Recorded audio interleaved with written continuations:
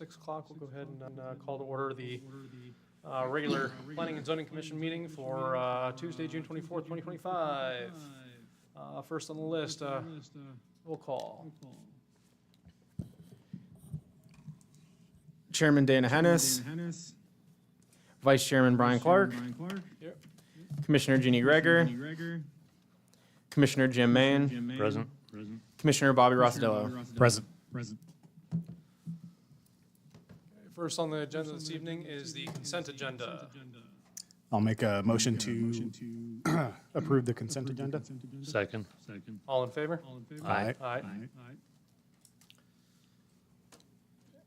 First on the docket this evening for public hearings, we have case numbers 24-07AN for Star Acres number 3.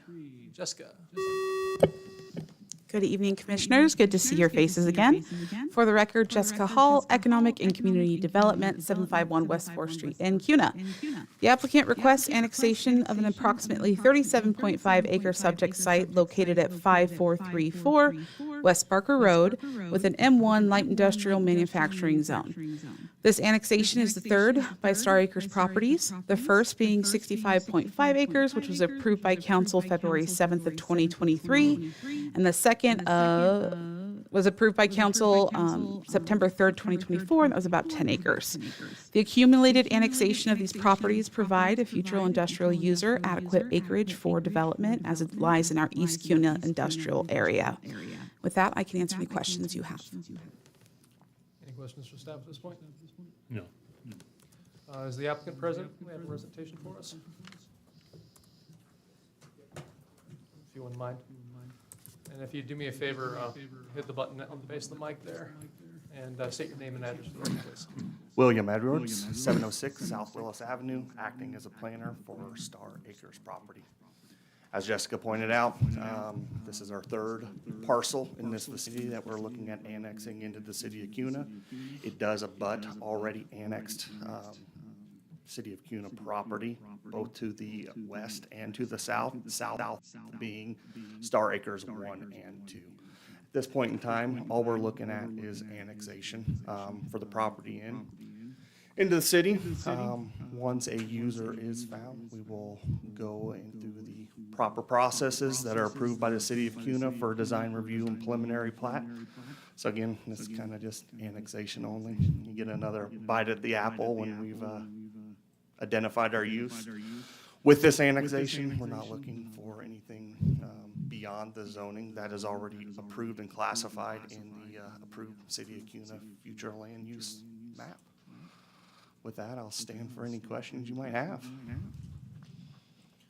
Any questions this time? No. All right. Thank you. Thank you. Okay, we'll move into the public hearing on this application at 6:02. I currently don't have anybody signed up for this application item. Is there anybody who did not get an opportunity to testify that would like to testify in this particular hearing? Okay. Seeing nobody, and I don't have anybody signed up for this one, so we will close the public hearing at 6:03. Any other questions for the applicant or city staff at this point? No. Okay. No questions. Moving on to our deliberation. Straightforward. Yeah, it's pretty straightforward. Number 3, same annexation, same zoning, Same area. pretty simple. Yeah. Agreed. All right. Well, I guess I'd stand for a motion on this one. So I'll make a motion to approve case number 24-07, or sorry, recommend approval with conditions as outlined in the staff report for case number 24-07-AN. I'll second. All in favor? Aye. Aye. Okay, motion passes. Thank you, appreciate it. Thank you, Jessica.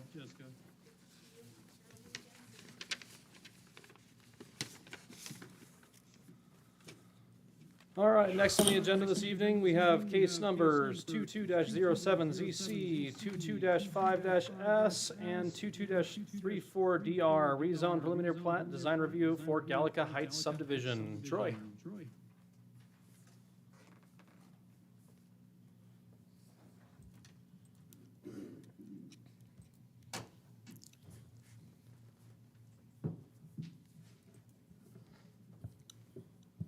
Good evening, Commission members.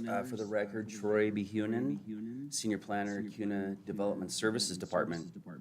So the applications before you this evening are requesting a rezone of approximately 132.5 acres from agriculture into an R4, R6, and a C1 zones.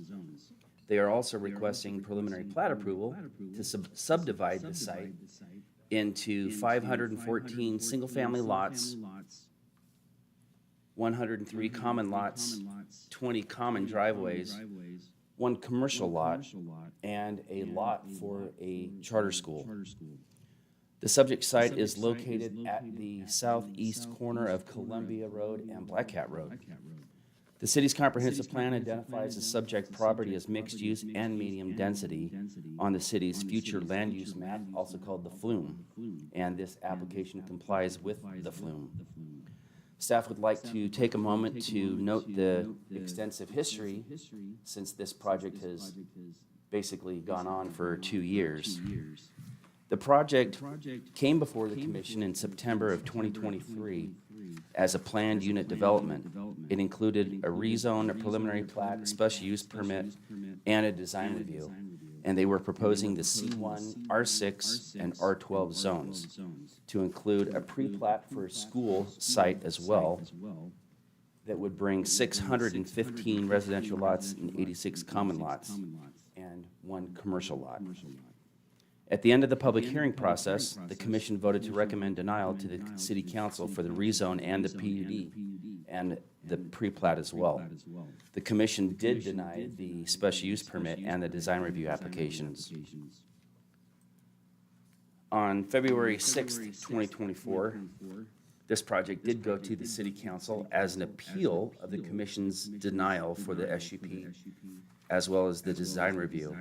And it went to council to go through the public hearing process for the rezone, the PUD, and the pre-plat.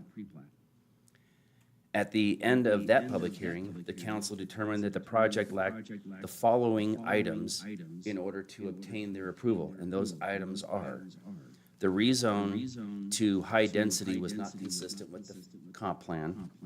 The rezone was denied due to inability of the city and the school district to serve the project. The PUD and the pre-plat were denied due to the denial of the rezone request.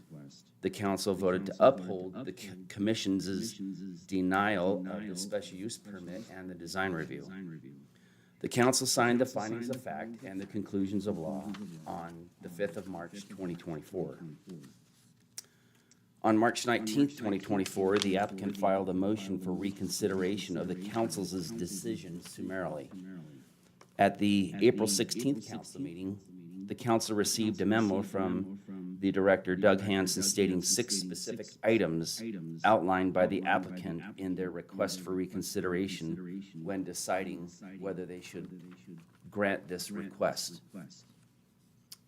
The items were failure to provide adequate reason statement, public works comments, traffic comments, reliance on incorrect future land use map, compliance with the zoning standards, and failure to provide guidance, future guidance.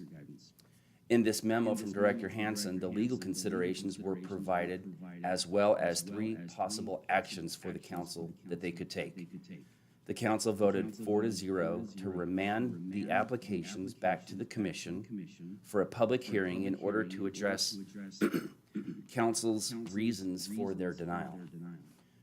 After months, probably 8 months, of coordination with staff, ACHD, and a charter school, including an update to the TIS, which is the Traffic Impact Study, and after a major redesign of large portions of the site, the applicant now presents a new site plan which demonstrates the following under the direction of the council. They have removed the PUD, which stands for Planned Unit Development Request, removal of the development agreement, removal of the special use permit, removal of high-density zoning, a significant reduction in housing units, totaling a 101 loss of units, removal of attached housing options for single-family housing only, and addition of a centrally located charter school on a 4-acre lot and sharing a 5-acre city park. Additional pathways and internal pedestrians for pass-through traffic have also been provided. The applicant now proposes a rezone of 132 acres and proposes to apply the C1 commercial zone for 2.08 acres on the corner, the R4 zone for 62.58 acres, and the R6, which is 70.06 acres, with a request for a preliminary plat in order to subdivide the subject site into one commercial lot, 514 residential lots, 103 common lots, 20 common driveways, with a proposed gross density around 3.89 dwelling units per acre, and a net density proposed around 5.01 dwelling units per acre. This proposal includes a ready-to-go 4-acre lot for a charter school. Approximately 38 acres of this proposal was approved as part of a larger local improvement district, which is also the LID. And that annexation for that purpose took place in 2006. The balance of the property was annexed into the city sometime between July 2006 and April of 2007.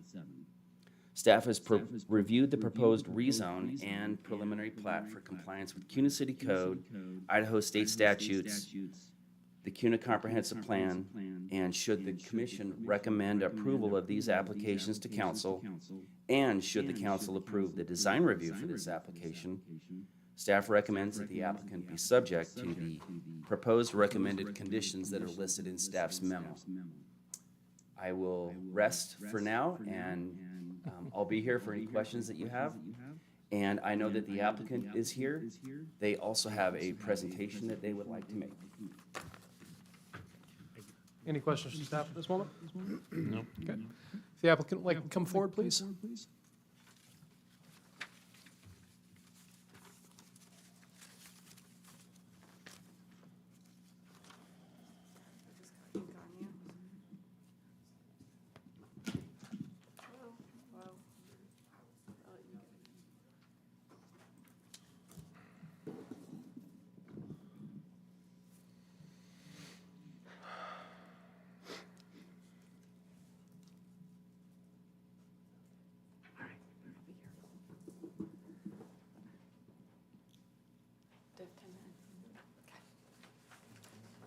Thank you. My name's Elizabeth Kekritz. I'm with Givens Pursley, 601 Bannock, Boise, Idaho. With me today is Tim Eck, the developer, Dave Crawford, our engineer, Jamie Markosian, our traffic engineer, and then members from the proposed future charter school. They'll be able to answer questions that I'm not able to. This has been a long time in getting here, but we are very excited to present an updated, newly imagined Gallica Heights that meets all of the city council's requirements for approval. They included in their findings back in 2024. As mentioned on the future land use map that was in effect at the time of application submittal, the entire property is designated mixed use there. It's currently now designated mixed use and medium density residential. Importantly, all of this property was annexed into the city quite some time ago as part of the LID, so it has been slated for development now for going on close to 20 years. It does meet numerous comprehensive plan goals, encourage development of commercial areas. There is a commercial hard corner. There are housing options, strong neighborhoods. We've really increased the connectivity throughout the green space, and there is that charter school lot that we'll be talking about. You can see here that Gallica is surrounded by, on 3 sides, by subdivisions. This is not something new for the area.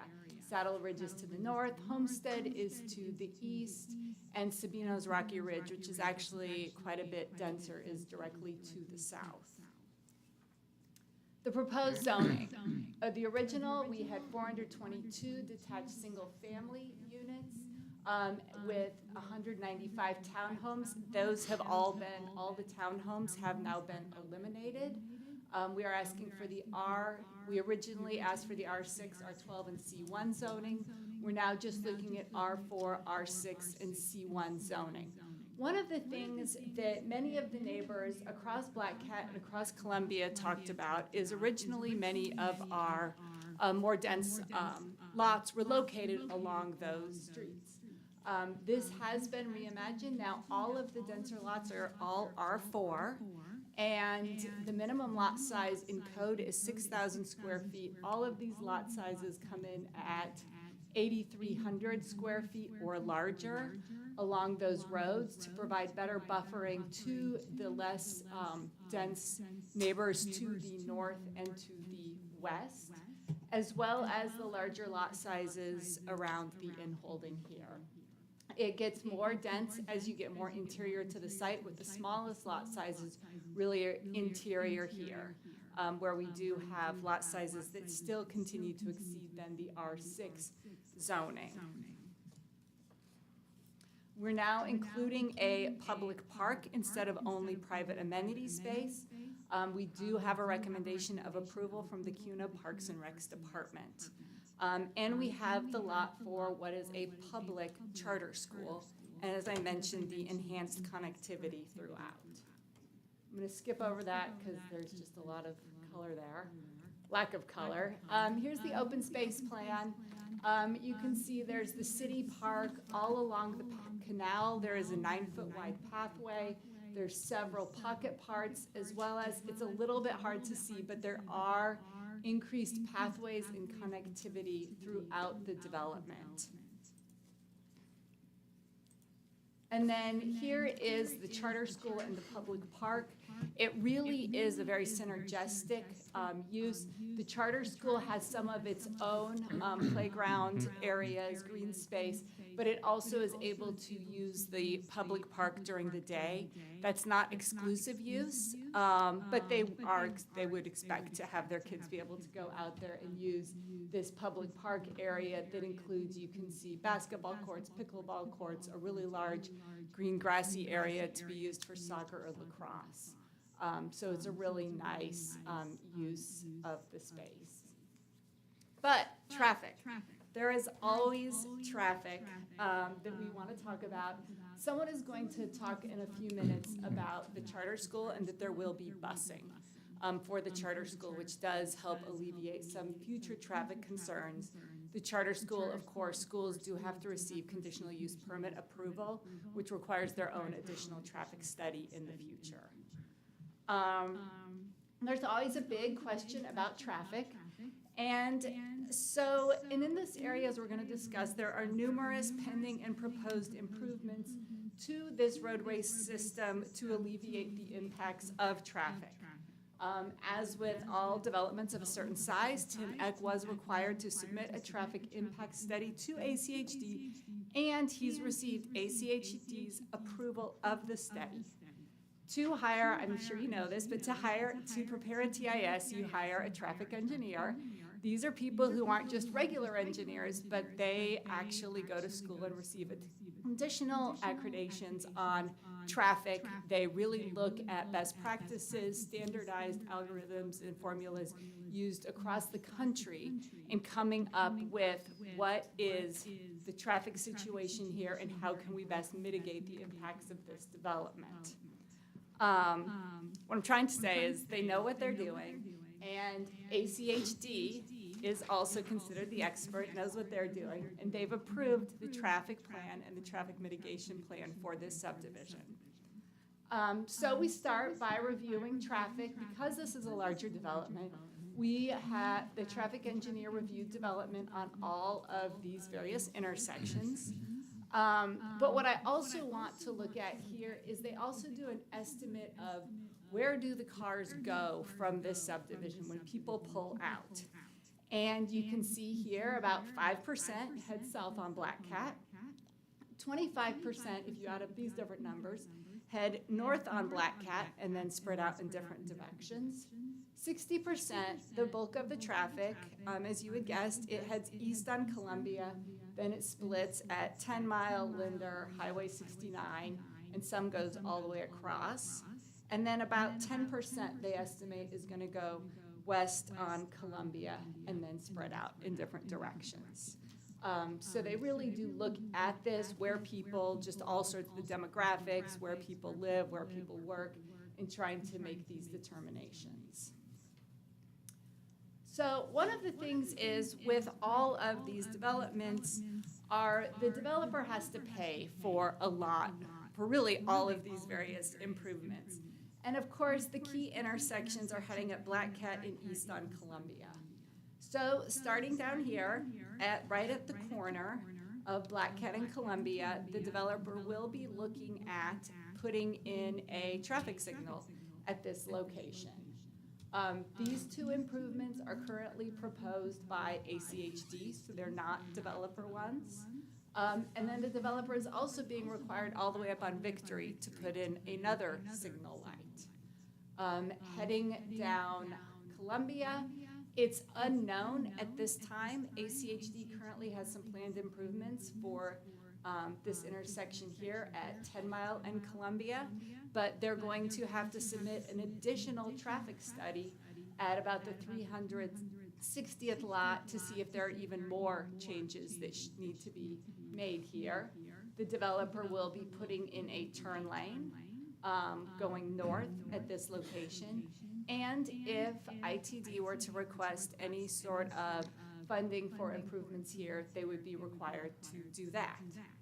In addition, they are improving all of the street frontages along Black Cat and Columbia and widening the road in this location so that it will be better and safer to drive on with the full complete improvements, including detached sidewalks and landscape buffers. So this makes this a really much nicer, much safer intersection moving forward. And then they also will be constructing the mid-mile collectors, both the north-south one, Shayla, and West Wingover Way, the east-west one on the southern border of the property, as well as all internal local roads are of course paid for by the developer. Okay, there's also improvements that are slated to be made by ACHD through their capital improvements plan. And that includes, you can see right here where Gallica is, that includes some intersections heading north here, some intersections heading out east here, as well as, may I finish? These, a few separate road segments that are also slated to be widened. These are paid for, capital improvements are paid for with traffic impact fees. And to that end, this development will be providing $1.79 million to ACHD in addition to all of the developer-funded improvements. Every single lot will be paying $3,493 to ACHD. There are now park impact fees, police fees, fire, and so they're really looking at paying $4,194,000 in impact fees, which of course that number also goes up every single year. And so with that, we are requesting a recommendation of approval for the zoning and subdivision applications. We meet all of the standards set forth in city code. We meet all of the standards set forth in Idaho state law. We have made changes to comply with all of the city council's requests. And so we are really looking forward to bringing this new neighborhood to the city of Kuna. I'll stand for questions. Any questions for the applicant at this time? No. Thank you, Elizabeth. Thank Appreciate you. it. Any other questions for staff before we head to the public hearing? All right, with that, we'll go ahead and open up the public hearing at 6:24. Now, first on the list here, I believe this is you, Elizabeth, again, at the top of the list. Did you have anything? You're good, okay. Keith Donahue.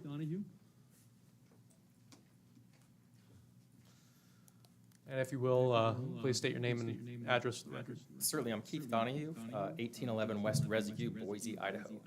And I'm here on behalf of Bloom and was able to be here before you a few months ago and shared a lot of information about Bloom and the work we've done, helping build about 30 charter schools across the state. So I won't go over all that again, but do have a few things I'd like to share with you. First is we've been working with the developer. We've identified a second partner school that we work with, Gem Prep, and they are interested in this location and building a K-12 school there. There is a representative from Gem Prep, Mr. Fletcher, here, and he'll be available and speak and answer any detailed questions about their programming.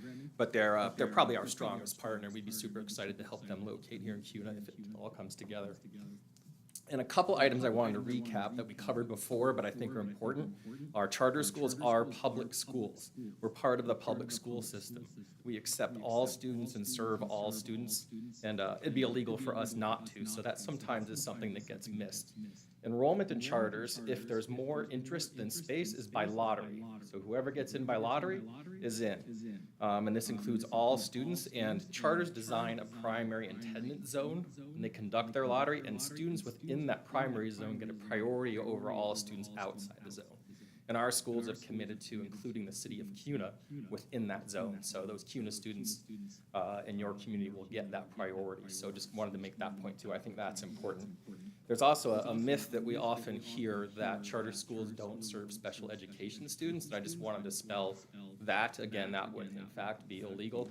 And just a couple statistics I think are interesting to help just to show that point to you is, Gem Prep Meridian South, which is a Gem Prep campus that's closest to you, that in fact a number of your community members attend at this time, has 11% special education students. That school is located in the West Ada district. West Ada has 11% special education students. So it's right on par with the district, serving the same students. Sage International School in Middleton, which is the partner school we talked with you about last time, they serve 15% special education students. The Middleton district's at 10%, so they exceed the district in the diversity of students they serve. For comparison's sake, the CUNA district's 14%. So our schools serve all kids. We're prepared to do so. And it's something we're proud of. The final thing I'd like to touch on is charter schools cannot seek levies. So we construct and build and launch our schools without any local taxpayer funding or levies or need for that. We utilize our state and federal funding. And then our partner schools are fortunate. We get a fair amount of philanthropy, primarily through the Albertson Foundation, to help launch our schools and help them be strong as they build and grow. So we try to be super efficient, build. We've done about 30 of these.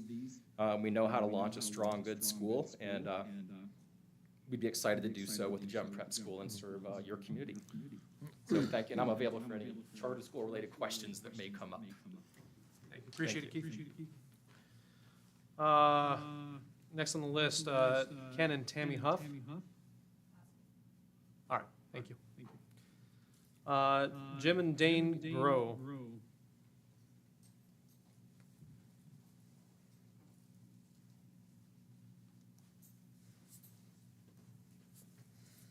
Good evening. I'm Dana Grow. Oh, I'm This is sorry. my husband, Jim. We live at 7946 South Saddlebag Way, so we're directly across the street from this new subdivision. So with what we just heard, with that 60% of those cars going by, roughly 600 cars per day, they would be driving right by our home. What we're really concerned about is it looks like spot zoning to us. It looks like we're just dumping just a ton of houses into this area that's surrounded by 1 acre lot homes.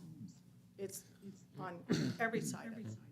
And that's what we're just really concerned about is the density, more traffic, and just, reduced quality of life with such a big project.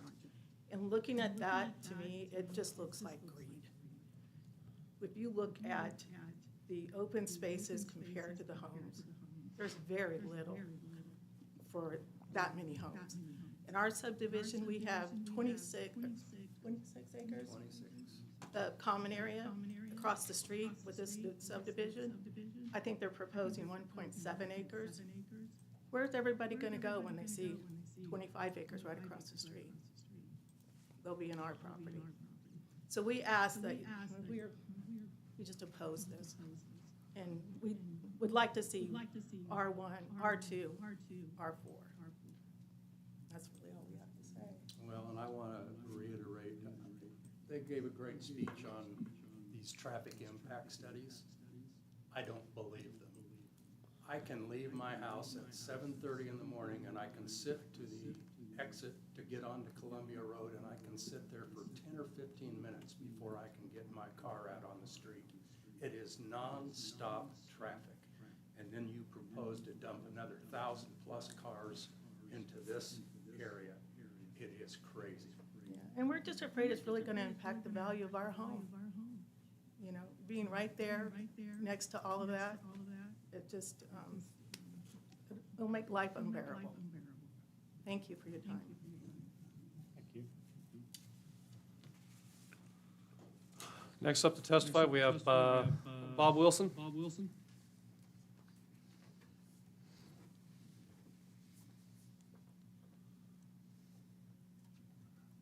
My name's Bob Wilson, and I live at 718 East Tuckman in Cuna here. And I want to speak towards the school that's going in, proposed to go in. And I don't have any grade school kids or anything like that. I'm an empty nester, my wife and I, but I wish that this type of school was in when my kids were growing up, because they both my daughters were kind of, I'm not going to say loners, but they were off on their own, and you know, we really fought to get them through high school. And you know, right now they are pushing both of their kids. I just had one graduate. One of my grandsons just graduated one of the special charter school hybrid schools just a few weeks ago, and that really did him wonders, because he was ready to just drop out and get a GED. So a hybrid school helped him out, and living over in Nampa. So these public charter schools, to me, are here to help the kids, you know, the ones that, you know, are in the community. And I really think that their quality of education supersedes what's being offered. I really do. Thank you. Thank you. Next up to testify, Brian Fletcher.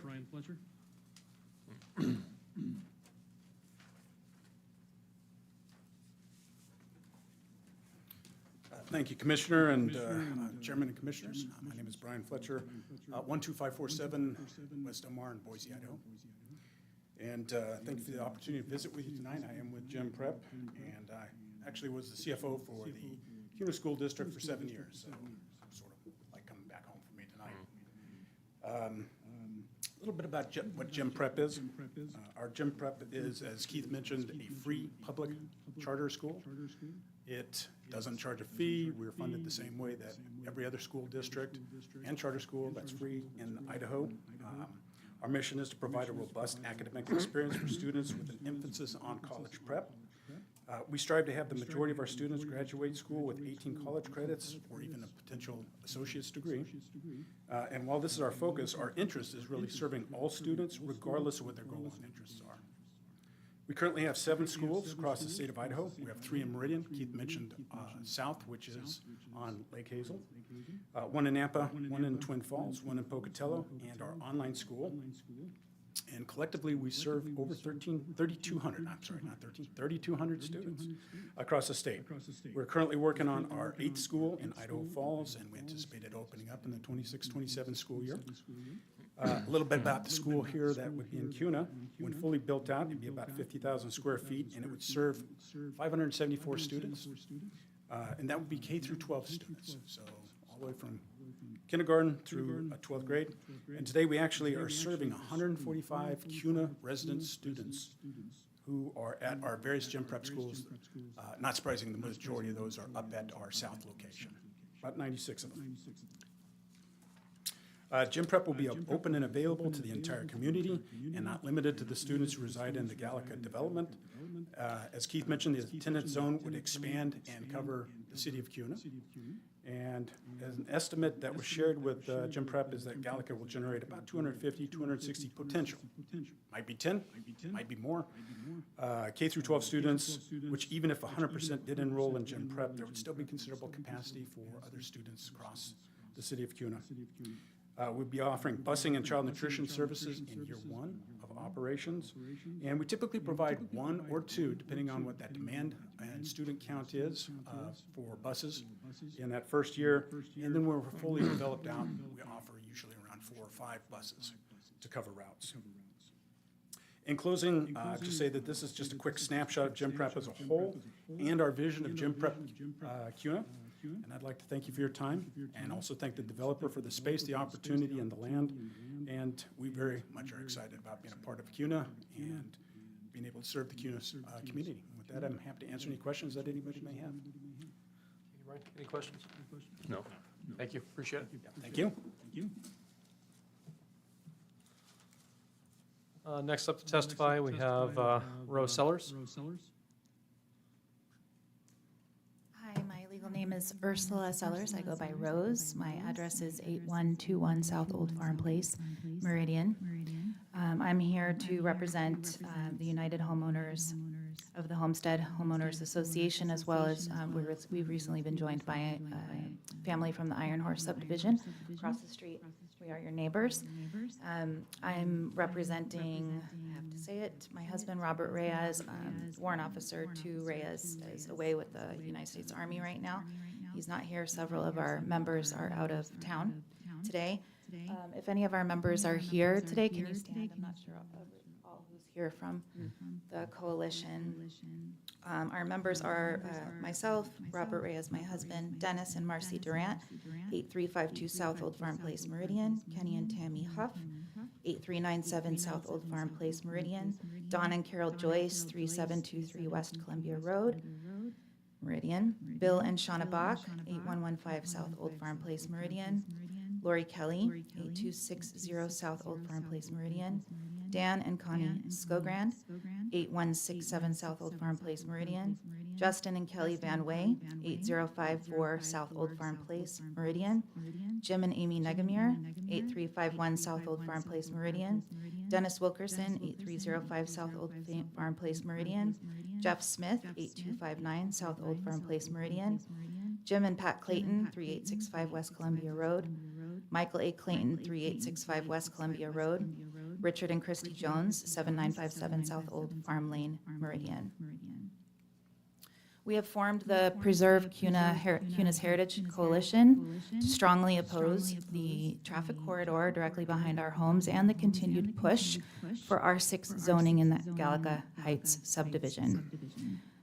We have submitted this statement a couple times. Things keep changing. I would have loved to have some of the information that's going to directly impact my home and my neighborhood before tonight's hearing, but nonetheless, as you know, the inclusion of the R6 zoning still presents serious and unaddressed concerns regarding infrastructure capacity, safety, and quality of life impacts. Given the massive traffic burden from this development, the shift to a charter school, and the addition of a major roadway behind our homes, directly behind our homes, this subdivision should be restricted to R4 zoning or lower to protect CUNA's residents and maintain responsible growth. Our concerns are extreme and unmanageable traffic congestion. Columbia and Black Cat roads, despite what has been stated tonight, absolutely cannot support the projected traffic influx. 514 new homes averaging 2 vehicles per resident will result in 1,028 additional cars trying to exit through just 2 egress points during peak hours. You know, that's 1 car every couple seconds, 3 seconds or so attempting to merge. I have more time because I'm representing a coalition. I understood I had 10 minutes. That's what it says. Somebody's alarm went off. Okay. I just heard an alarm, so I want to make sure I get my time. Our time. Just for a moment, Commissioner, you need to entertain the request. Okay. Since you're representing the coalition, we'll allow it. Thank you.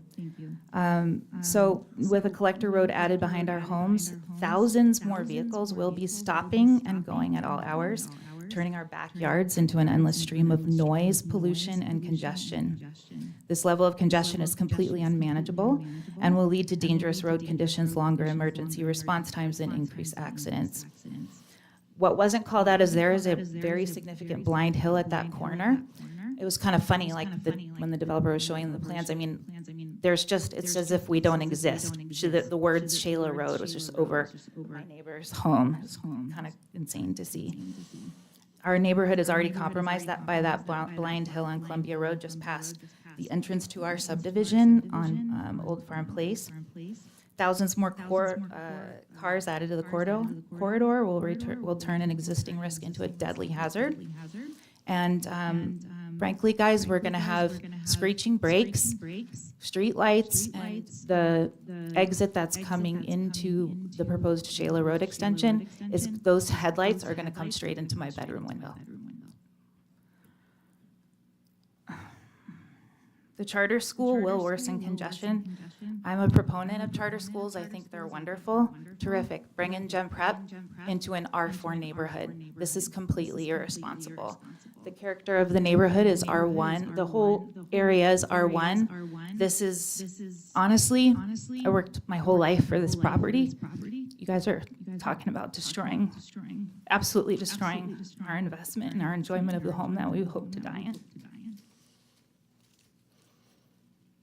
So the high-traffic road, again, means inescapable noise pollution. Thousands of vehicles stopping and accelerating will permanently disrupt our community's peace. I mentioned streetlights and headlights from cars, buses, and emergency vehicles, and severe property value loss, and honestly, legal liability for the city. Our homes were purchased with the expectation of surrounding agricultural and R1 zoning. This plan represents a switch that devalues our investments significantly. I would never have purchased my home with that subdivision behind it. A collector road behind our homes combined with the R6 zoning will significantly reduce our property values and result in major equity losses. Idaho courts have ruled that cities must consider the financial impacts of zoning changes on homeowners, and failure to do so could expose CUNA to legal action. We're not going to accept an outcome where our property rights are trampled for the sake of unchecked developer profits. We would like this subdivision to be limited to R4 or lower zoning. We would like to require a comprehensive traffic study, that proves feasibility, and an in-depth independent traffic study that includes the proposed extension of Shayla Avenue directly behind our homes to Columbia Avenue. It's not just the 1,028 cars from that subdivision, it's all the cars coming from Crimson Point. I mean, that whole thing, I see it. Okay, great, let's get the developers to pay for it piece by piece. It's gonna absolutely ruin our lives. We do we know that progress is progress. We're not trying to stand in the way of progress, but we would like to require a natural berm, walking path, and relocation of the school, soccer fields, and open green spaces to ensure that we do not have a 10-mile road at our back fence. We really do appreciate your public service, but you do have a duty to protect us from negligent planning.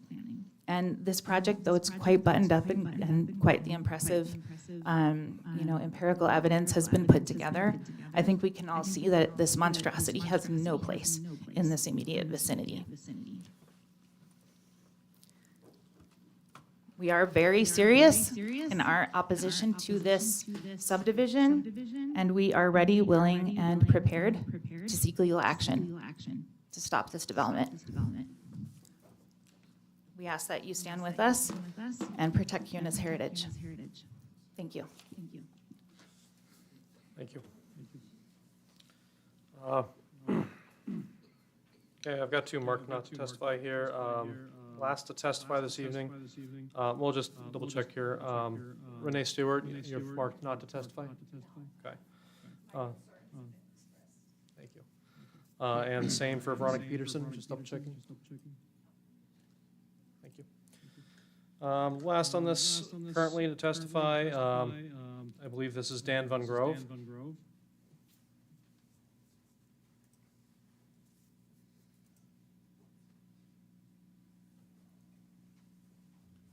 My name, excuse me. My name's Dan Van Grau. I live at 7900 South Old Farm Lane. This project has been changed and changed as they've explained it. And with the addition of the charter school, I'm in favor of it. There's traffic everywhere. And I realize it's going to affect me also. As far as the land values, everybody can't afford a 1 acre lot with $1 million house on it. And so that's why I'm in favor. Thank you.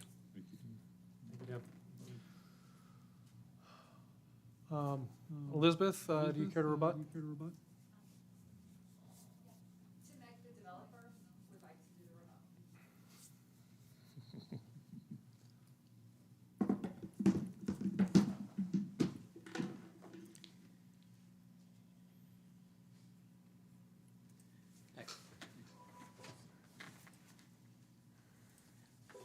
My name's Tim Eck. I am the developer of this project. I live at 6357 Buena Vista Lane in Star. I've got a rebuttal typed up here. December 22nd, 2009 is the date I gave CUNA Joint School District 10.87 acres to build the Silver Trail Elementary School on. I also sold 43.7 acres to CUNA Joint School District for a price equal to about 10% of the current market value for a high school site. Since that date, 15 and a half years ago, there has not been another elementary school built by the district, and the high school site still sits vacant. For at least a decade, the district has focused on extorting money from developers. They offer to show up in support of our applications if we agree to give them an extraordinary amount of money. However, if we refuse, they show up in opposition, claiming there's no capacity, and they are overcrowded. If that's not extortion, I don't know what is. This raises the question. If we have a bunch of money, they show up in support. Is there really a shortage? A shortage of capacity? Or do they just ignore the problem for the right amount of money? We want to fix the school shortage problems in CUNA. We have 6 preliminary plat applications in the works that all include school sites that we will donate. Charter schools, public charter schools, will be built on these sites that will each accommodate approximately 500 students. Each location, there will be 200 to 300% student capacity compared to the student count generated by the subdivision. Each school will not only accommodate 100% of the student count generated by our subdivision, but will be able to accommodate an additional 100 to 200% above what our subdivision will generate, significantly relieving the overcrowded burden on the district schools. And I didn't get the exact dates, but in about 2017, CUNA adopted a policy and started assessing park impact fees, collecting $2,500 a lot with every building permit. I was actually involved in the initial discussions and participated in the initial plan. The intent was through these impact fees, CUNA would be able to raise money to secure land and build new parks. Since inception, CUNA has built 2 new parks, one still in construction, and I believe one is done. We want to fix the park deficiency in CUNA. 5 of these 6 preliminary plats include public park sites that we will improve and donate to CUNA. The parks at each plat are contiguous to the schools. This provides an amazing benefit for the schools and the students that will be able to use the park every day they're in school. When we initially rolled out this plan, it was my idea that the schools would have priority use of the park while school is in session. That has been determined to be unnecessary. When school is in session, the park will be available for public use. The plan has been reviewed at the CUNA Parks and Rec, and they fully support the parks with the schools next to it. The districts build large taxpayer-funded regional schools. The charter schools do not use a single local taxpayer dollar to build their schools. They build smaller local schools. The large district schools serve a large radius of residents, and most of those, and those more than a mile must be provided busing. The smaller charter schools can serve the same area in the district school, but with 6 of them, there are 6 one-mile radiuses that do not require busing, versus one that's verse 1, that's 600% of the students that can walk or bicycle to the smaller schools compared to the larger schools. Our preliminary plat applications are scrutinized for walkability. Assuming 1 mile is considered walkable, these 6 school sites and 5 park sites provide walkable access to 12,010 acres for the schools. Wait a minute. 2,000? Okay, provide access to 2,010 acres each. There we go. That's 12,060 acres within walking distance to the schools and 10,050 acres within walking distance to the parks.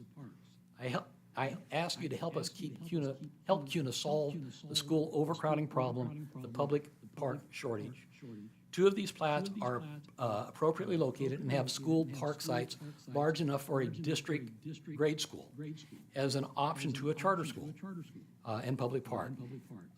These sites could be donated to the district, but this should only be considered if the district is successful in securing funding to build. It doesn't do any good to give the district land that they cannot build on, where we will build the charter schools. We have 21 acres of open space. That's 16% open space in our subdivision. The mid-mile collector, Shayla, will be building it from Gallica, from Columbia to Wingover. Sabinos is currently building it from Wingover to Hubbard. Ewing Meadows from Hubbard to Ardell, and Ardell to Deer Flat is done. Homestead distance, I'm almost done if I can have about another minute. Another minute's fine.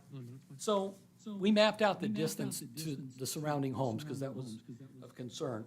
So from our lots to homes to the north, we have 146 from a lot to a home, 152 feet from a lot to a home. And then going over to Homestead, we've measured a couple locations from lot to homes at 189 and 174 feet. Now, the Homestead, listening to them talk, 100% of our subdivision that is contiguous to them is either park or R4 as they ask for. The R6 is just a short segment, and the R6 is all contiguous to Sabinos Rocky Ridge, which has significantly higher density than us. So we are creating a transition. And with that, I'll gladly stand for any questions. All right, thank you, Tim. Any questions for the developer at this point? No. Okay. Thank you, Tim. Appreciate it. All right. I didn't make a call for any last-minute testimonies. I don't know. I think it. Was there anybody who wanted to testify in this application that hadn't had an opportunity to? Okay. Sorry about that. My order of operations here. With that, I'm sorry.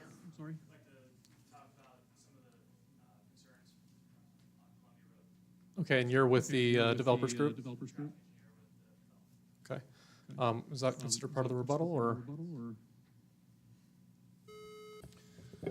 Mark Bybee, City Attorney. I'm not completely familiar with your guys' P&Z protocols, but normally it's the chairperson's discretion whether to allow additional testimony. But it should be limited to the subject matter that's actually been testified to. It shouldn't be an opportunity, because if you're rebutting, you're responding to what has been addressed. So if you wish to give the applicant more time, that is in your discretion. Okay. And you want to speak directly to the traffic impact? Is that what I heard? Okay. What do we do, 3 minutes? Okay. Go ahead. Yeah, that'd be correct.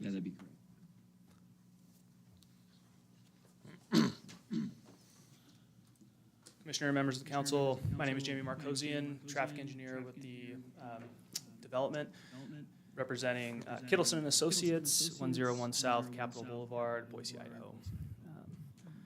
We have done a full-scale comprehensive traffic impact study for the Gallica Heights subdivision that meets all of the Ada County Highway District standards for traffic impact studies. We also are analyzing and looking at traffic from a complete sense. So we're taking into account not only this development, but we're taking into account regional growth, background growth volumes, right, as the community grows, but also the specific subdivisions that are within a reasonable vicinity of the site as dictated by the Ada County Highway District. Those trips and vehicle traffic from those developments are included within our traffic impact study, which has been accepted by ACHD and ITD because we touch the Meridian Road and Columbia Road intersection with our study intersections. Our site meets all of the ACHD spacing requirements from a access perspective, specifically on Shayla with the north-south collector. That is a planned master street map collector roadway from ACHD, and that location is part of the master street map that ACHD upholds for their traffic system. Additionally, looking at the horizontal or the vertical curve on Columbia Road, the access spacing and location of the north-south collector intersection with Columbia Road does provide sufficient sight distance to the crest of that curve for stopping and maneuverability for vehicles who are traveling on Columbia Road. All of that information is taken into account and applied within the traffic impact study that we prepare, and is a component of our assessment of site access points and ultimately the design of the site as it's laid out. Additionally, the project does reduce overall trip counts with the reduction in townhome uses and the transition to single-family detached homes. We see with the previous development as far as land use intensity, approximately 8,000 trips per day, resulting in 585 vehicles in the morning and 676 vehicles in the evening peak hours. The updated site plan with the reduced intensity land uses account for a new total of about 5,000 vehicle trips per day, which account for 363 AM trips and 497 PM trips. So you do see a nice reduction in overall trip capture throughout the entire day. And as has been mentioned by Elizabeth, the development is on the hook with ACHD to comply with the mitigations required of it off-site, as well as the improvements directly abutting the site. Thank you. One quick question for you regarding the vertical curve on Columbia. Was that analyzed at the posted speed limit or at the 85th percentile? It was at the posted speed limit. Okay. Yep. All right, and what's the posted speed limit out there today? I believe it's 50 miles an hour. Okay. All right, cool. Thank you very much. Thank you. Okay. With that, we'll close the public hearing at 6:56. Any other questions for staff or the developer this time? Yeah, one question regarding the charter school. Two questions regarding the charter school. Will it accept students outside of the CUNA School District? For anybody, probably the charter school guy back there. As a public charter school, as Mr. Donahue had testified to, the students inside, the applicants inside the boundaries of what that charter school has drawn would have first right. So if there were 574 students within the boundaries of what the charter school has drawn, and again, that would be the city of CUNA, they would have first right over any other students outside of that boundary. Okay, and then extracurricular activities. If someone from the charter school wants to play football, basketball, I assume there's not going to be a program at the charter school. We'll have a variety of different programs, not football and not baseball. Esports has been pretty big, so that's something that we've expanded into. We're looking at, we have basketball. We're looking at expanding into cross-country, track. And the question is whether we're going to try to assemble a charter school competition or join the districts, and we might be like a tier 1, tier 2 level competitor. Thank you. I'm sorry, if you wouldn't mind stating your name and Certainly. address Brian for the Fletcher, record. Gym Prep, 12547, Del Mar and Boise. Thank you. Sorry, I stepped on you, Doug. Was that what you were going for? Okay. Any other questions before our deliberation? No. Okay. All right. Looking at you, Jim. You're looking at me? Well, okay. Well, first of all, I want to say that I've been in CUNA 35 years. And when I built my house, there were 1,800 people here, and now I can't get out of my driveway. So I understand how everyone feels about the growth here. One of the things that I have to look at is, we're looking at a project. The planning and zoning puts out a FLUME, which is a future land use map, and that was established quite a while ago. And it identified this property for this type of zoning. So it's not something that the developer just came up and decided. And he's worked with planning and zoning based on what that FLUME allowed, and he's invested time and money into doing this. So I don't think I can really come back and say, you know, I'm gonna kill the project because the neighbors feel that it's gonna impact their 1 acre lots. But given that, you know, there's a lot of things that we have to look at. You know, this came before us before, and we actually denied it. And city council got it, and they said, you know, here's all these things. We want you to send it back to planning and zoning. We want to have another public hearing, and we want to address all of these items. And in Mr. X's defense, they've basically taken everything that the city council had asked for, and they've addressed it. And I'll leave it up to you guys if you want to add anything to that.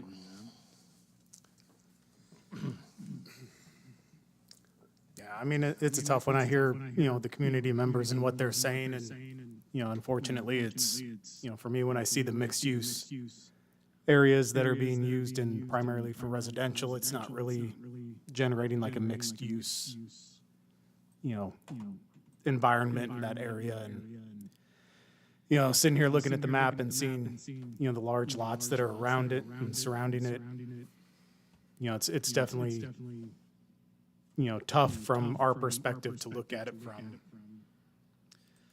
you know, a very objective mindset, to hear subjective, you know, thoughts on it. You know, I think the thing that makes it tough too is the developer has done everything that they've been asked to do throughout this process. You know, there has been a lot of thought that's gone into it. You know, it's not an easy decision. I'll say that. Yeah. From that standpoint, the developer has done a lot of work with the city. Again, it goes without saying, I sympathize with the neighbors. And as stated by staff, and has been intimated to us multiple times by ACHD, unfortunately, the improvements don't come without the improvements to the local intersections, they don't come without the development. So if we want to see things better, get better from a traffic standpoint, at the end of the day, we have to create the demand. So with that being said, this project is improving its edge conditions, and it's been intimated to me that they're going to be required to do additional traffic impact studies at certain points throughout the development process. The school will have to do a separate traffic impact study and deal with any improvements that come with it at that moment. So I don't mean to put aside the traffic impact. And that's the hard part with this. By way of the product that's applied, the developer has made a strong effort to create, they've got the nice R4 buffer along all the main roads and behind the existing homes. For a collector, Shayla is only going to be a 36-foot wide street. So as collectors go, it's a nice small size. Plus, with the school coming to the community, I think it's a benefit. I really do. So.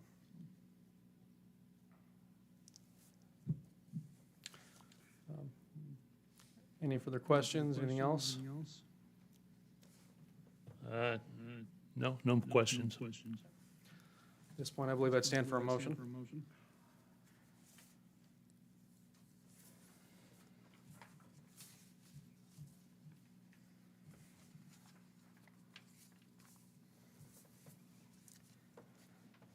Okay, Mr. Chairman.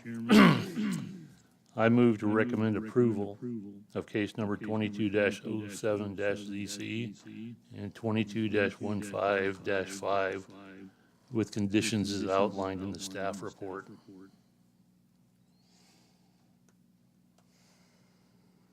I'll second it. Request amendment to 22-15-S. Oh, I'm sorry. Shall I restate that? Please. Okay. I will move to recommend approval of case numbers 22-07-ZC and 22-15-S with conditions as outlined in the staff report. I'll second. All in favor? Aye. Aye. Any opposed? Thank you. Okay. One more. Yep. I'll make a motion to approve case number 22-34-DR with conditions as outlined in the staff report. Second. All in favor? Aye. Aye. Any opposed? Thank you. Those motions pass. Tim.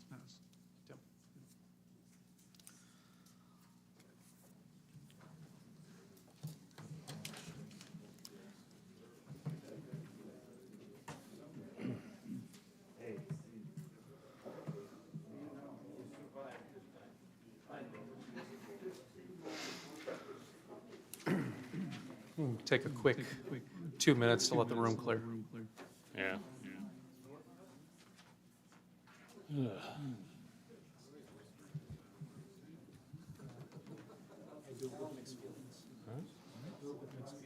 Oh, I don't like it at all. But I don't see how we, from a legal standpoint, I don't see how we can do anything else. Yeah.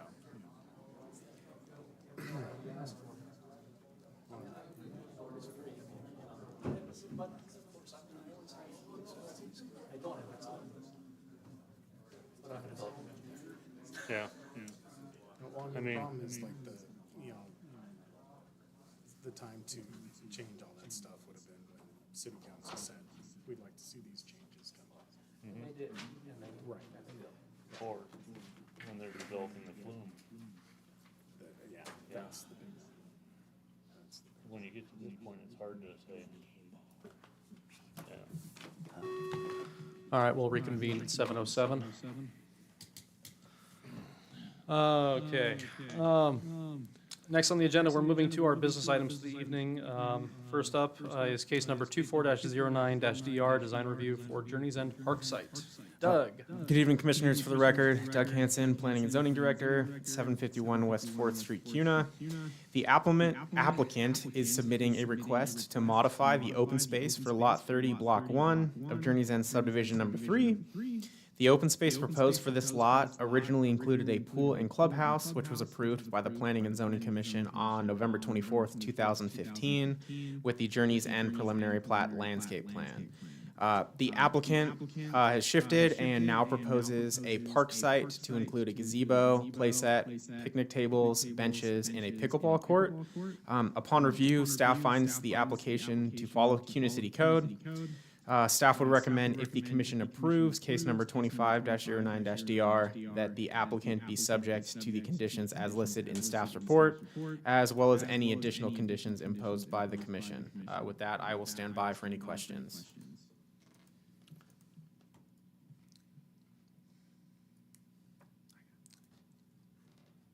I'm sorry, it took a couple of seconds for this to open. We're getting there.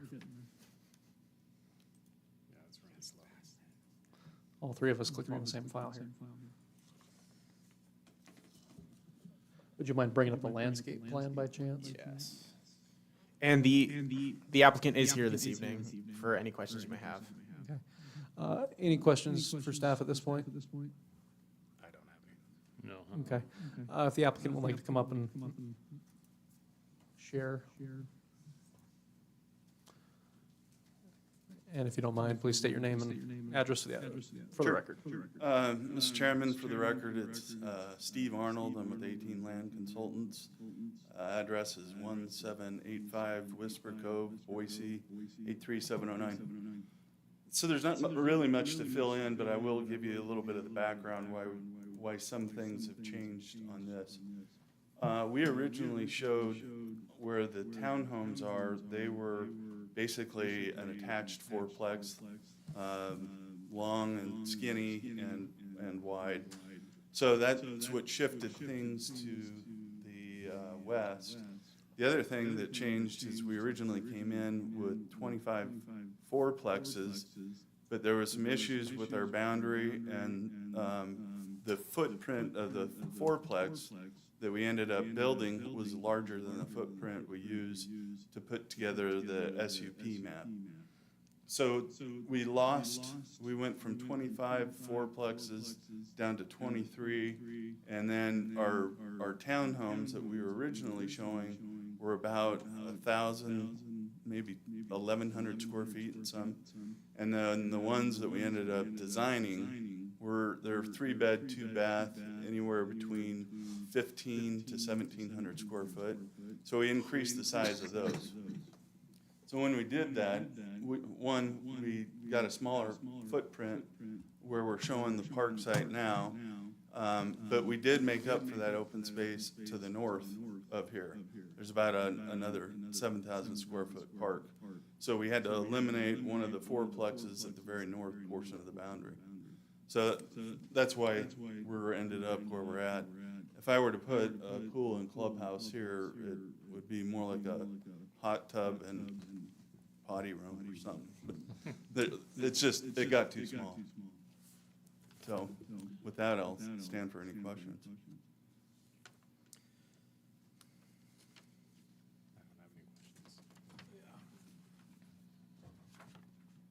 Jim, you got anything? No questions. I guess there's one thing I'd add too is, we saw the more value in something that could be used year-round instead of the pool. You basically got to shut them down in October and open them back up in May. Is it a heated pickleball court? Gotta keep the snow off, come on. Yeah. Well, it'll be slipperier. They'll have to play slower. Okay. All right, appreciate it, thank you. Okay. Well, I'm staring over your shoulder here, Bobby. It has decided not to download for me. Oh. So, all right, so we get pickleball, we get a shelter. The features that are there are attractive. It is unfortunate that we got a little bit smaller. Still looks like a decent size for the. Mhm. Oh, I'm sorry. Is this an open community or is it an age-qualified community? Again, Steve Arnold, 18 Land Consultants, same address. It's not age restricted. Okay, thank you. It's, yeah, anyone. We've sold to 70, 80 years old down to 30 years old. Okay. I guess it doesn't really matter, but I was curious. Yeah, I mean, it's still a decent size. Yeah, it's a good And size. You've got amenities for kind of everybody, open area. And there's a tot lot there as well. Mhm. Okay. Yeah. You know, parking accessible, yeah. Okay. No, I think it's an attractive use of the space and good selection on the materials. Jim, you love to speak to materials. What do you think? What's that? You love to speak to materials. No, I'm fine with it. Okay. I'll make a motion that we approve case number 25-09-DR with conditions as outlined in the staff report. Second. All in favor? Aye. Any opposed? Okay. All right, motion passes. Thank you. All right, next up on the agenda, case number 25-14DR for Cunamore Industrial. Troy? Good evening, Commissioners. For the record, Troy B. Hunan, Senior Planner, CUNA Development Services Department. The application before you this evening is requesting design review approval for 4 tenant commercial buildings for an industrial flex space that's located at the southwest corner of East Cunamore Road and South Curtis Road. And this is located in the East Industrial Overlay District, and it is properly zoned M1. Staff has reviewed the proposed application for compliance with CUNA City Code and the comprehensive plan. And if the commission should approve this design review application, staff recommends the applicant be subject to the proposed recommended conditions that are outlined in staff's report. I would like to give a small update. If you recall in the staff report, staff did make a recommendation for additional parking spaces. The applicant has responded, and that is in the packet, although it is a late feature, but it is available if the commission would like to see it. And I will be here for any questions you have. Will we need to amend the recommendation or the approval with that? Not unless you have It's included in additional. the staff report. Correct. I'm once again staring over your shoulder, sorry, Bobby. No, that's fine. Do we have elevations?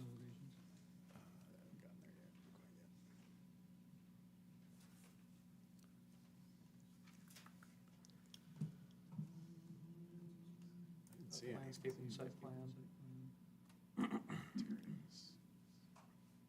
Sorry, it's running slow on my end too. Yeah, well, I won't even, let me get back to this, Yeah, I the don't city see site it. right now. I don't see an elevation.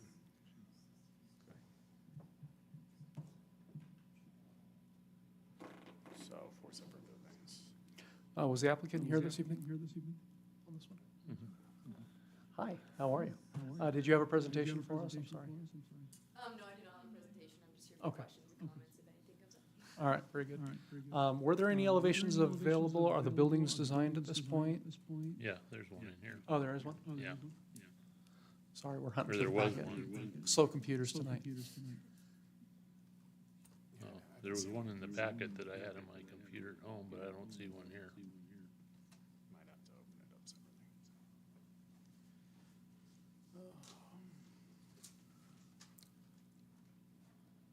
Got to put the Wi-Fi hamster to work.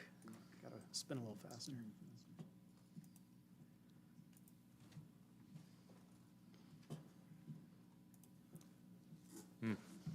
We're struggling against technology tonight. Where's our poster board with our nice exhibit on it? So it is in the packet you sent. Okay. Application materials. Okay. What are the citing materials? Is that kind of like a corrugated? Metal. We're all sharing this. Lucky Bobby, his computer works tonight. Wasn't working last time, so. Commissioners, the elevations are also on the big screen. Do you have the colored elevation on the big screen?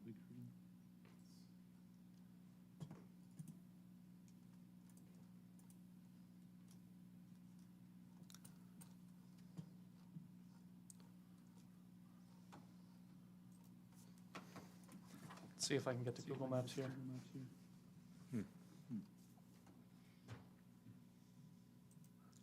Yeah, nope. There it is. Okay.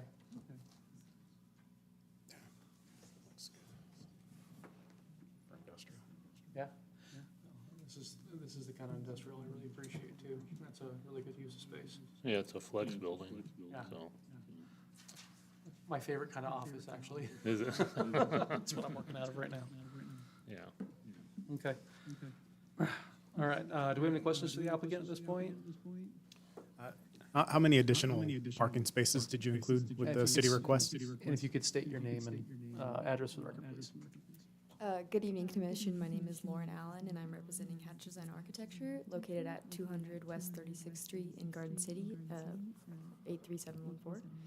For the updated site plan that I did send to the planner, we did add an additional free parking spaces to the west of Building 3 and we added two additional ADA parking spaces between Building 1 and Building 2.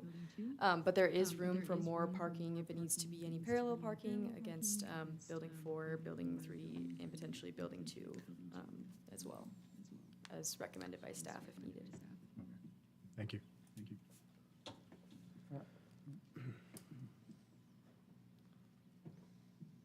Okay. I think it looks fine for a flex building. Yeah, looks good. I don't see anything with it. You see anything? Hmm? You see anything that stands out to you? No, huh? Yeah.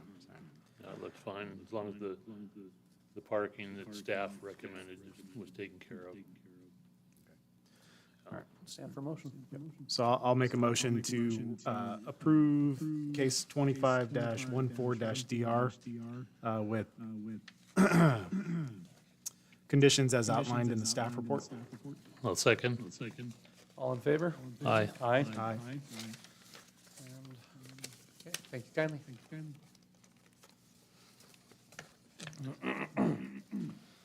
Next up on the agenda, we have case number 25-12DR for Mo Bettas. Marina? Good evening, members of the commission. For the record, Marina Lundy, Planner, CUNA Development Services Department. The application before you this evening requests design review approval for an approximately 1,872 square foot Mo Bettas restaurant with a drive-through on the north side of the building. The project is planned for Lot 10, Block 1 of the Paul Bunyan Plaza subdivision located at 1460 East Deer Flat Road. Staff has reviewed the application for compliance with the CUNA City Code and the CUNA Comprehensive Plan, and should the commission approve the application, staff recommends the applicant be subject to the proposed recommended conditions as outlined in the staff report. And I'll be here for any questions that you have. Thank you, Marina. Is there an applicant presentation or?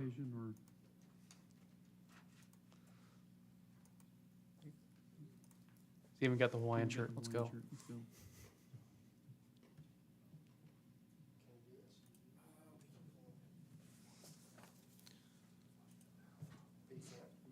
That's okay. That's fine. I can share. Well, shoot, you know what? I printed these. Let me state my name and address first. Chad Jones, 1119 East State, Eagle, Idaho, representing ALC Architecture. I should have printed these in color, but for myself, I didn't. I apologize. Do you have the color? Okay, perfect.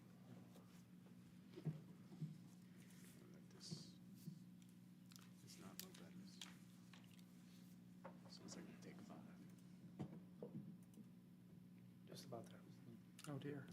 So this project, as staff had mentioned, is, let me get up closer to that. It is currently on Lot 10.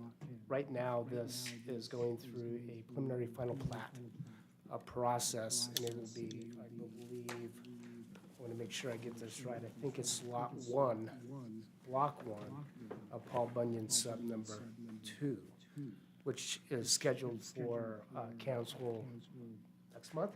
Is that correct? It doesn't have a council date yet, but it was at the last, it was recommended for approval at the last Planning and Zoning Commission meeting. So I just want to make note that the lot and block will be different than what's in the staff report. As staff had mentioned, this is an 1,872 square foot Mo Bettas restaurant, drive-through, as what we've seen around the community. I'm not quite sure how many we've done, but it's a few. It's going to be a mix of materials, stucco, banding elements, 27-foot high max height on the upper parapet, screening all of the rooftop elements that would be occupied up there, such as HVAC, back of house type stuff. With, I believe, some other materials such as a warm stone veneer, banding, wrapping the building, giving some contrast and appeal, consistent with what's in that development already. with the grocer.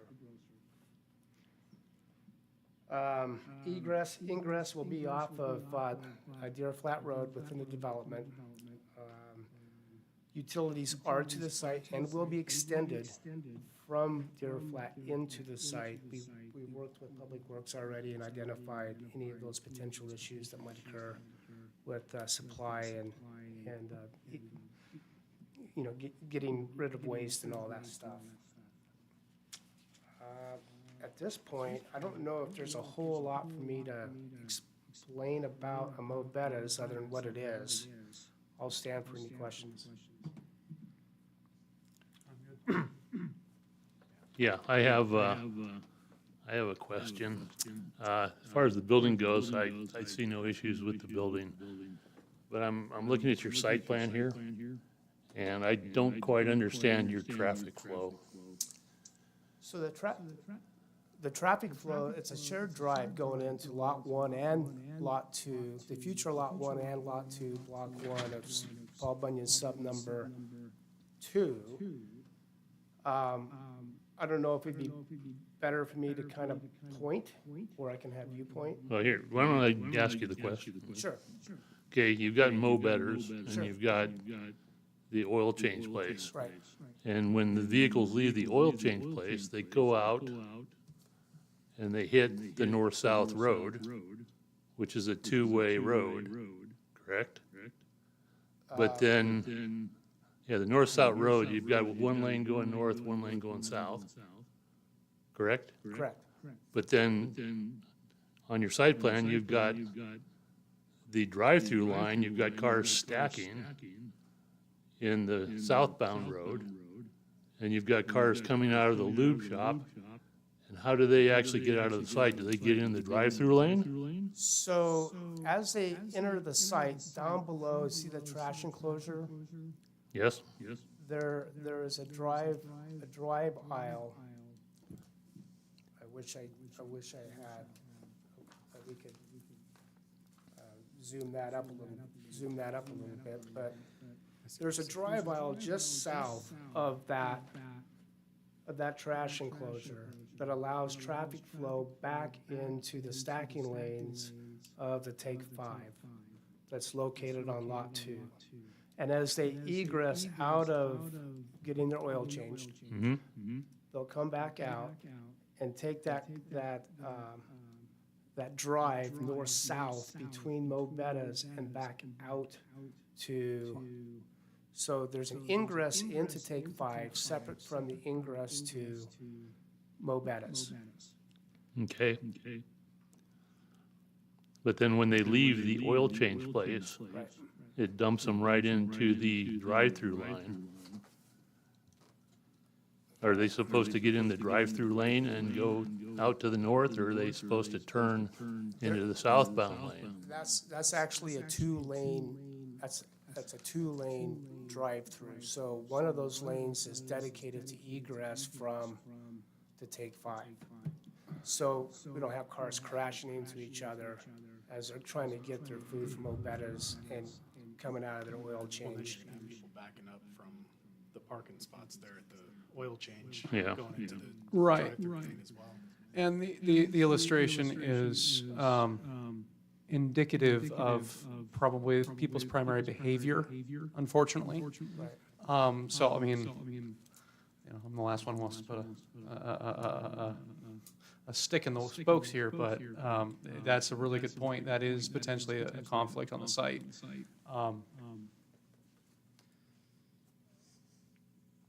We're going to see some, especially when the place first opens, we're going to see some conflicts between that outbound traffic and intake into the Mobetta's. I imagine. So I understand where you're going with this. And a person who has a sticker from Take 5 in his window of his car, currently myself, I can tell you, I wait a long time to get my oil change, which is really frustrating. So there's going to be a delay of people coming out as people are going in through that drive-through. I can't imagine you're going to have a whole lot of people coming out of Take 5 at the same time, a whole lot of people going in and getting food through the drive-through. But based on your diagram here, you've got a car shown in the southbound lane going north Right, into the drive-through. right. And that's, and like I said, that's more kind of indicative of behavior, I imagine. Yeah. Yeah, so it's opposing traffic flow. Right. And then also, if you have a drive-through stacking there and you have that, if they stack back far enough, then you're getting in the way of the handicapped access to the handicap parking spot. Now, the one good thing about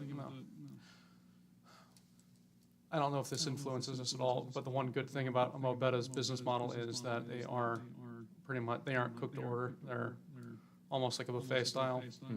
So there is speed at the window, but that's not guaranteed. Right. So, But still, I just see that as a big block up and big cluster right there. And it doesn't, the striping on it, the arrows don't actually simplify things, they actually complicate things.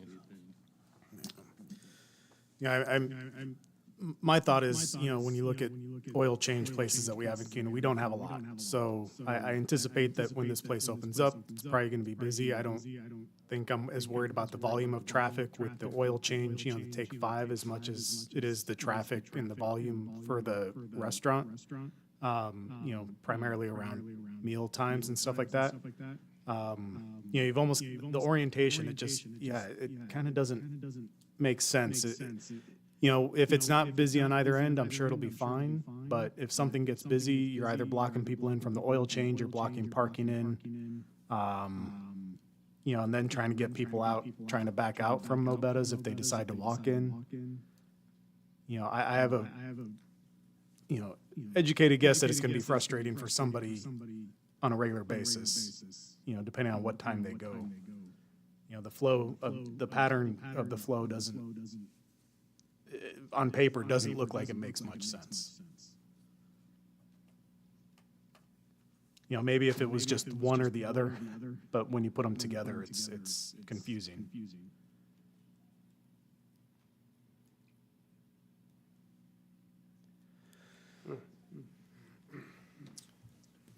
I believe we planned for 7, 8, 9 cars stacking for Mobetta's. Take 5, we're gonna get 6, maybe 7 stacking. Maybe. I've never, in my personal experience, have seen more than probably 4. So when you take that into account, and you've got cars that at a virtual stop potentially on waiting for Mobetta's at the window. And I'm just talking out loud right now, just kind of logically going through this. And you have a person coming out of Take 5 after drinking their water for 20 minutes waiting for the oil to be changed. I can't think that there's going to be a whole lot of high-speed conflict at that intersection. If that building were to be turned, say, theoretically turned, say, 90 degrees, I'm just going to throw this out here for discussion, then you would have a drive-through with the same complex, and then potentially an egress issue where you have both ingress and egress going out the same point. With this positioning, now you don't. You've separated those egress issues and those conflicts going onto Deer Flat. And that's why this is laid out the way it's laid out.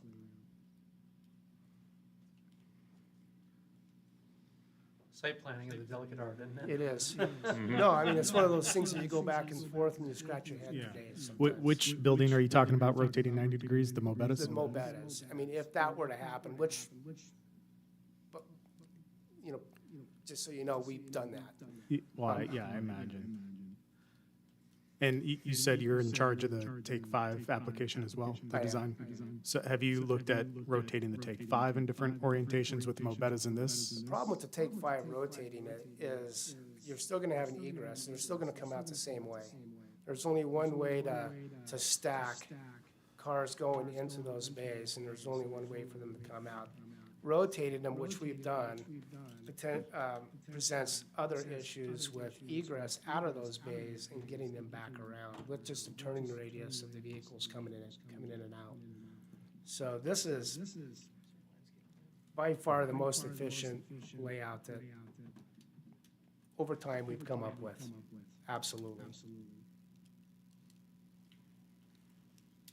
And you ended up with the triangle lots.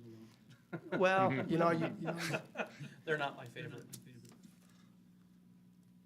sometimes that's what you get. Yeah, and as far as the usage for a triangle lot, I like having the take 5 down in the corner there. It is an interesting conflict. On the landscape plan, it looks more reasonable. Yeah, well, not having the cars shown, it's easier to.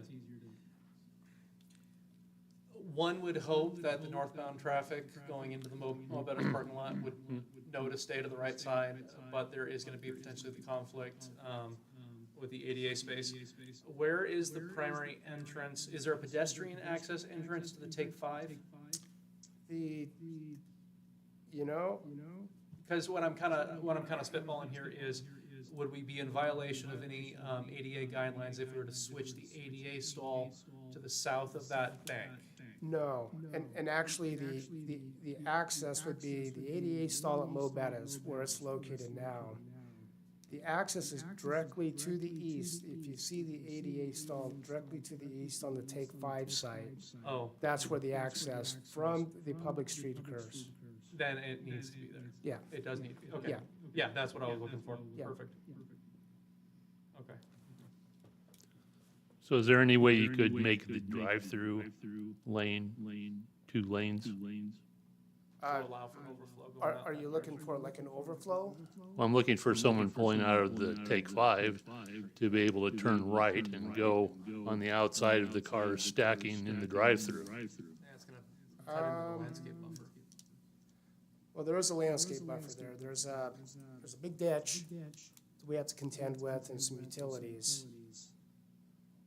If that were a condition that we look at that, I'm sure we could look at that and see what we could do. I understand what you're saying. There's kind of a throat there that slows traffic, and that's meant to be there on purpose, just for that reason, to slow traffic and to direct that flow, rather than going through the egress of the Mobetas drive-through, but to come back around. But if you're looking for that shared egress lane on Mobetas, I'm sure that's something we can look at. It's probably not the best condition, only because now you're integrating two different type of uses. I'm not sure how that would look. Well, I'm looking for a way for people leaving the Take 5 to turn south when they exit and not drive in the northbound lane. Okay, so are you looking at maybe directing that curb right there at that? Well, if you come out of the Take 5, I want to be able to see someone turn south. There's cars stacking at the drive-through, so the only lane that's open for that is the northbound lane, so you've got cars going south in the northbound lane. This is the most current. I want to pull up the landscape plan if I can. And this might help answer your question. If you can zoom in on that just a little bit.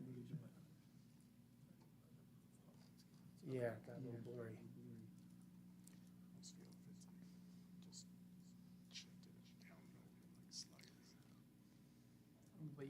As you egress Take 5,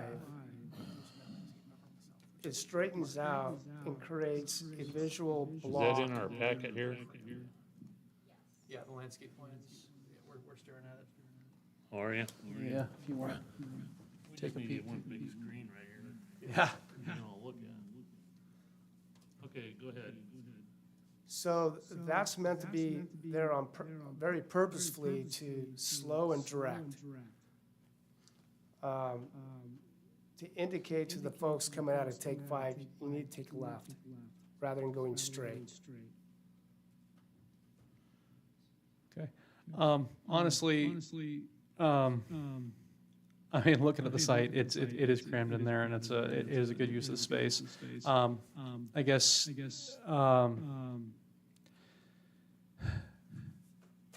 I think we could request, just some clear signage, left turn only coming out of the Take 5, and then maybe a friendly, be nice to your friends coming out of Take 5 sign on the northbound lane. I mean, because, I mean, the fact is, we're not looking at high flow volume as stated coming out of the Take 5. We're more concerned about the high flow, at least initially, going into Mobetta's, and the stacking there. That's always going to be a condition with drive-through, and that's going to change with time, too. So, I guess, where's is there a kiosk out here where the drive-through people order the food? And if so, where's that located? You know, I'm not familiar personally with Mobetta's. I've never eaten there. so they do a buffet style? Yeah, it's a buffet. So there is a kiosk, and I don't know if that's just a drive up to the window. I would imagine it's going to be right there at the northeast corner, thereabouts, where they order. I'm not, hold on, see if I can pull it up on. Sorry, we're hanging on this one. I know, that's okay. For That's the fine. record, Doug Hansen, Planning and Zoning Director, menu board signage traditionally is something that would be reviewed at a staff level at the time of the sign review application. Okay. I think at this point, we're more concerned just about the location. Yeah. Right, okay.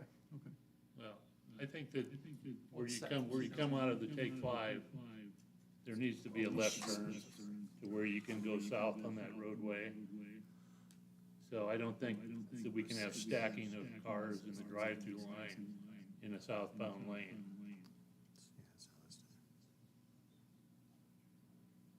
I assume it's gonna be somewhere in there. It's a, well, that's a two-lane. That's a two-lane drive. One is for Mobetta's and one is for exit for Take 5. I guess I'm not understanding. I think the confusion is just coming in because the arrows on, you know, it looks like it makes more sense on the landscape plan, you know, how I would see people using it. Well, I mean, if you're coming out here, Yeah. where do you go? Right. You're not going in the northbound lane, you're going into this lane, which Right. is now the stacking lane. Yeah. So how about if you just took the exit from the oil change place and followed the ditch line and took it right out and put a second lane in to the north of the drive-through line? I mean, if you just brought this right through here, if you could squeeze that out a little bit and put a second lane out here.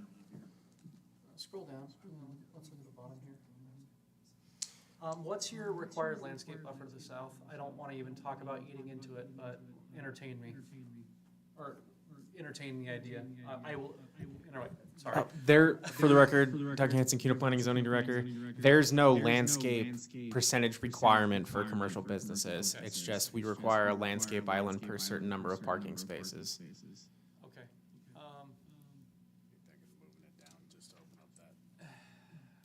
Yeah, and I mean, I was even almost thinking about narrowing that drive lane, but there is a required minimum for backing out, so,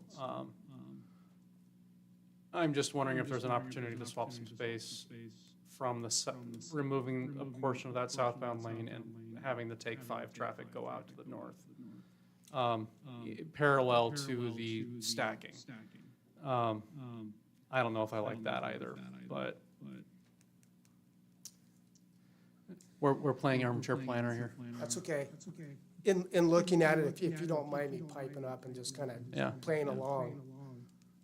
And I'll play devil's advocate a little bit here also. because I know where you're going. Yeah. So when you do that, now we've got the corner of that building kind of creating a squeeze point where those cars come around, and not everybody drives nicely in these things, and they, you know, tend to swing out a little bit further than they need to swing out. Potential block on that traffic. So that's my worry, is we could certainly provide potentially 2 12-foot lanes, but getting people to abide by that. You'd end up having to put delineators in. That's my worry, is now are we creating more of a problem by suggesting that they use that lane, rather than maybe instead of going a 90-degree, maybe directing the curb south on that egress, telling those folks coming out of Take 5, this is the way you need to go with a sign. You know what I'm saying? You see it a lot. You see it a lot of times in some of these commercial developments where they'll have, you know, a split island. I'm using that as kind of a reference point where they curve the curbs to kind of direct traffic flow. And maybe that's what it is maybe that hint on that corner saying, go left with a sign, rather than allowing them the free will of going straight and hitting somebody. I just had a terrible idea. Just put a mini roundabout right here. Yeah. Force them straight into the roundabout. Well, that'd If be they want to great. go to Mo Betters, they can. If they want to go south. Commissioners, That's a terrible idea. Okay. for the record, Doug Hanson, Planning and Zoning Director. As we keep going round and round, I think maybe what would be beneficial is we just continue this application and subsequently continue the next application, as the site plans are integral to the Yes. functioning of one another, and allow the architect to come up with possibly just a few options for you to review and decide upon that in the next Planning and Zoning Commission meeting. Can I throw out one thing first? Sure. So, where you exit the oil change place, why don't we continue the northbound lane straight, which would be the drive-through? Okay? And we come out and we make the southbound turn left, and we actually put a curb in the sidewalk up here, where all the northbound traffic comes here, the drive-through goes through here, these come out here and go down. Well, that's where they're intended to go. Well, you guys were intended, but. I guess I'm not following either. Okay. So instead of curving this egress here, making a curve here and forcing these people. Oh, force those people out, These creating people additional force out landscape. here, the drive-through comes Oh. up here and continues over this way. So force the walk this way. Yeah. Pinch it in the, okay. That's interesting. Okay. Commissioners? If you wouldn't mind talking, I think we'll push for the continuation. For the record, Doug Hanson, Planning and Zoning Director. One other option the applicant has offered would just simply be shifting the Mo Betta's building down with the reduction of that landscape buffer on the southern edge, allowing adequate space for there to be another travel lane coming out of the exit, so you could have the drive-through queue and people exiting Take 5 to be able to go out of the site to that primary drive aisle to the west. Yeah, that's kind of what we're And potentially if thinking. you want to see that again, that's always an option, or you can condition that, and we will make sure an updated site plan is brought back to you as a supplement to the decision before it's signed. Okay. Do you feel that you have enough space if that? I think so. You know, looking at what we have here, you know, we have existing utilities, but utilities can go under parking lots, and they do it all the time. I'm not concerned about that. I'm not concerned about where that trash enclosure sits. I think moving down an additional probably 5-6 feet, maybe aligning the curb on that parking as it comes in with the queuing lane of Take 5 adjacent, that far, given the allowed space for that additional lane coming straight out, I think that would be good. And I think that would work.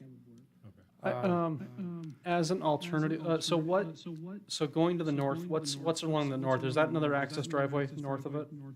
Or is that? I'm sorry. Oh, that's the Cuna Canal. Yes, to the north is Cuna Canal. There's a bridge, there's another access off of what is that, Meridian Road? Okay. Okay.